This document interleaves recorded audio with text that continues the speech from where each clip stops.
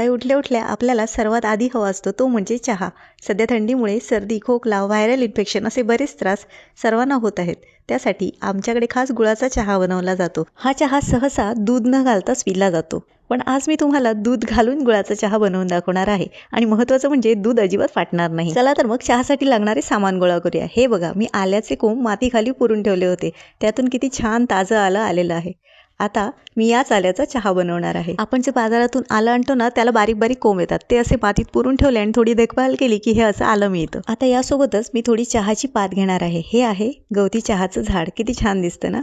याच्या 3-4 पाती काढून त्याची एक छोटी गाठ बांधून ती चहात उकळवायची. गवती चहा फार औषधी असतो. यामुळे पचन सुधारते, वजन कमी करण्यास मदत होते, सर्दी खोकल्यात आराम मिळतो, इम्युनिटी वाढते, तोंडाची दुर्गंध कमी होते, ब्लड प्रेशर नियंत्रणात राहतो, शिवाय बॉडी डिटॉक्स पण होते. याचे इंग्लिश नाव लेमन ग्रास टी असे आहे. आता आपण चहा बनवूया. एका पातेल्यात 2 कप पाणी घ्या.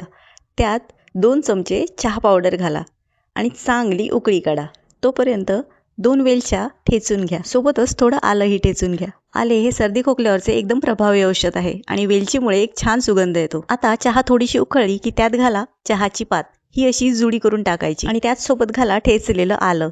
आणि आता चहाला चांगली उकळी येऊ द्या. चहाला उकळी येईपर्यंत गॅसवर दूध गरम करून घ्या. कारण जर दूध थंड असेल तर चहा प्यायला मजा येत नाही. 1-2 मिनिटं हा चहा चांगल्यापैकी उकळला की या चहाच्या पातीचा आणि आल्याचा सगळा रस या चहामध्ये उतरतो. आता या चहामध्ये घाला गूळ. इथे मी पतंजलीची गूळ पावडर घेतलेली आहे. आणि एक लक्षात ठेवा की तुम्हाला जर आणखीन काही मसाले या चहामध्ये घालायचे असतील तर गूळ टाकण्यापूर्वीच हे मसाले घालून चहा चांगली उकळवा आणि नंतरच गूळ ॲड करा. आता आपली चहा छान उकळलेली आहे. यात घाला ठेचलेली वेलची. वेलची अगदी शेवटी घालायची. म्हणजेच काय होतं, वेलचीचा सुगंध टिकून राहतो. आता चहा छानपैकी ढवळून घ्या आणि एक उकळी काढून गॅस बंद करा.